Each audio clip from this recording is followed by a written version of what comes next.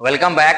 चलिए देखते हैं हम लोग। मैंने पिछले वीडियो में बताया था आपको स्मार्ट मनी कॉन्सेप्ट का पार्ट 1। अब पार्ट 2 हम लोग देखते हैं। अभी हम लोग बाइंग साइड का मैंने बताया था खाली इसमें ऑर्डर ब्लॉक। देखिए उसको रटिएगा नहीं। कैंडल 19 20 18 इस तरह से बन सकती है, ठीक है।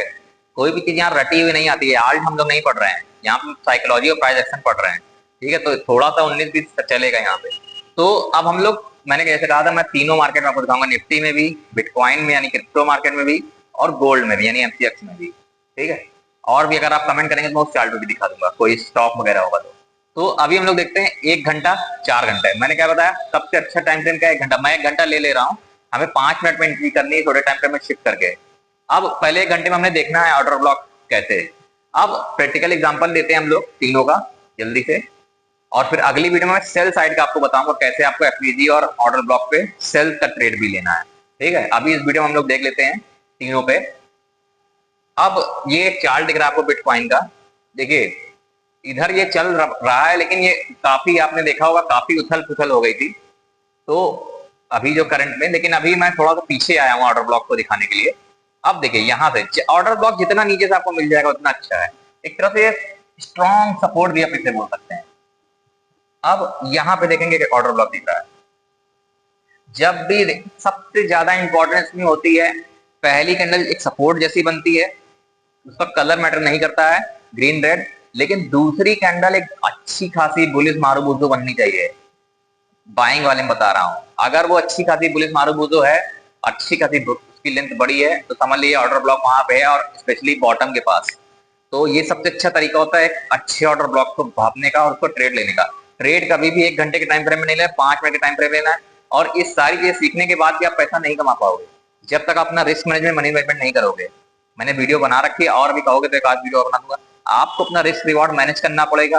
आपको अपनी चीजों को ध्यान रखना पड़ेगा, कितना मैं रिस्क ले रहा हूँ, कितना। पता चला आपने 5 एसएल खा लिए, फिर एक ट्रेड चल गया, फायदा क्या?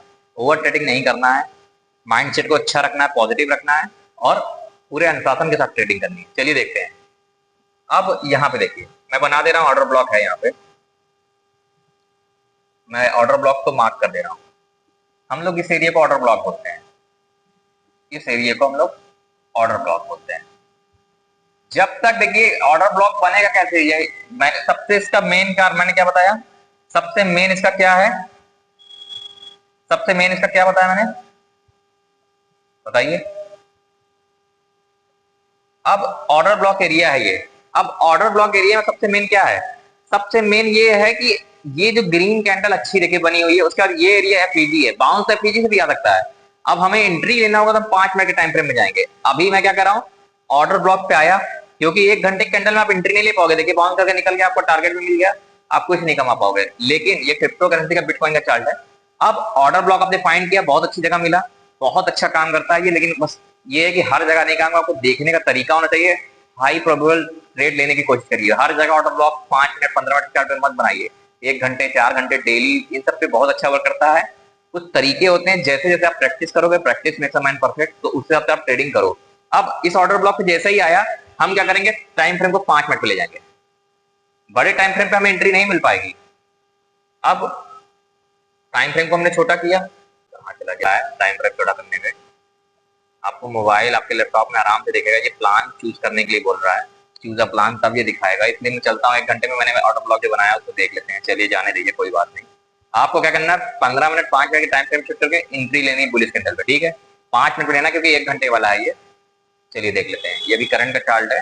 अब ये टाइम फ्रेम मैंने दिखाया, चूज, ये प्लान मांगने लग रहा है। जैसे ही मैं टाइम फ्रेम छोटा कर रहा हूँ तो ये नहीं दिखा रहा, चार्ट को गायब कर दे रहा है।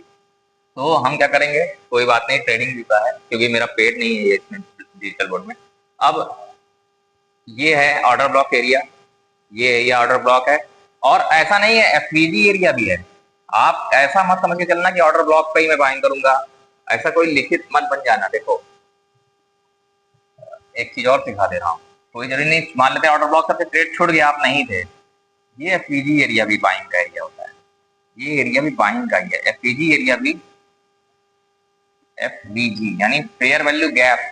इसके बाद भी आप चाहो एंट्री बना सकते, फेयर वैल्यू गैप से भी ऊपर भी आप यहाँ पे एंट्री बनाओ, यहाँ पे आप एंट्री बनाओ ना। इसी कैंडल का एसएल लगा लो, इसी 1 घंटे कैंडल का एसएल लगा लो, और बदले में कम से कम 3 गुना टारगेट प्लान करो, 2 गुना नहीं। मान लो 1000 रुपए का रिस्क है या 2000 का रिस्क है, तो बदले में 5-6 हजार रुपए टारगेट मिनिमम, इस तरह से टारगेट प्लान करो, क्योंकि आपने बहुत अच्छी जगह देख के ट्रेड प्लान किया है। और कुछ लोग क्या करेंगे, आप कहीं भी ऑर्डर ब्लॉक फाइंड कर लेंगे घंटे चार्ट पे भी, ऐसे नहीं होता भाई। चार्ट को ध्यान से देखना होता है, क्योंकि एक सपोर्ट, मैंने बताया स्ट्रॉन्ग सपोर्ट होता है जहाँ पे सच में सपोर्ट होता है, और जहाँ पे आके सपोर्ट लेगा ही लेगा। तो ऐसे एरिया को फाइंड करना इतना आसान नहीं को, वरना सब आदमी पैसा बनाने लगेगा। बात को समझना, जरा ध्यान से देखो मैंने कैसे सपोर्ट को फाइंड किया। अब इसमें दो ऑप्शन है, पहली बार ऑर्डर ब्लॉक पे आया, छोटे टाइम फ्रेम छुट के मैं एंट्री बना लेता। दूसरा, मैं क्या करता, एफवीजी के क्रॉस होने पे भी एंट्री कर सकता हूँ। एफवीजी एरिया पे भी आया, जैसे मान लेते एफवीजी एरिया है, यहाँ से भी जब जैसे क्रॉस किया तो मेरी एंट्री बन जाएगी इसी 1 घंटे कैंडल में लो पैसे लगा के। अब मेरा टारगेट 1:1, 2, 3, 4, 5, 6, 7, 8, ये सब मत जोड़ो, इतना लंबा नहीं, 10 गुना भी है, उसको मत जोड़ो। आप क्या करो, अपने रिस्क का 3 गुना मिल जाए, मान के चलते 1, 2, 3, आप यहाँ पे इसको एग्जिट करो। नहीं, बिगिनर हो तो एग्जिट करो, नहीं कर सकते यहाँ पे स्टॉप लॉस लगा लो, स्टॉप लॉस को ट्रेल करो, ये टारगेट मिल जाए स्टॉप लॉस को यहाँ ले आओ। अब जब तक ये आपके फ्लेवर में जा रहा है, स्टॉप लॉस को ट्रेल करो, ये टारगेट मिले स्टॉप लॉस को यहाँ ले आओ, ये टारगेट मिले। देखिए अच्छा था कि इस बार स्टॉप लॉस हिट नहीं हुआ, क्योंकि बहुत स्ट्रॉन्ग मैंने ऑर्डर ब्लॉक छोड़ दिया था, बहुत बड़ा टारगेट आपको मिल जाता। लेकिन इतना लालच मत करो, 1:3 का ट्रेड प्लान करो, और 2 बार से ज्यादा ट्राई मत करना। मान लो एक बार लिया, ऐसे लिट होता है, फिर दोबारा कोई पुलिस क्रॉस करता है एफलीजी एरिया को या तो ऑर्डर ब्लॉक एरिया को, फिर एंट्री बनाओ, फिर ऐसे लेट होता है तो फिर ट्रेडिंग मत करो। ये नियम बना लो, कुछ नियम बनाने पड़ेंगे, वरना आपका मनी मैनेजमेंट रिस्क मैनेजमेंट खराब हो जाएगा। ओवर ट्रेडिंग आप कर डालोगे, पता नहीं किस तरह का ऑर्डर ब्लॉक ट्रेडिंग करो। ठीक है, जितना इसका फायदा उतना नुकसान भी। कुछ लोग अनमेच्योर होके कहीं पे भी ऑर्डर ब्लॉक घूमने लगेंगे। तो मैंने बताया ऑर्डर ब्लॉक को देखना कैसे है, सबसे अच्छा तरीका होता है, धीरे धीरे आपको ये प्रैक्टिस से आएगा। तो ये हो गया बिटकॉइन पे, क्रिप्टो करेंसी चलते हैं। अब निफ्टी हम लोग आपके सामने देखता हूँ, निफ्टी पे भी हम लोग निफ्टी के उसका फिर गोल्ड पे देखेंगे। आप देखते हैं निफ्टी पे ऑर्डर ब्लॉक 1 घंटे का टाइम फ्रेम है, 5 मिनट में आप एंट्री लेंगे।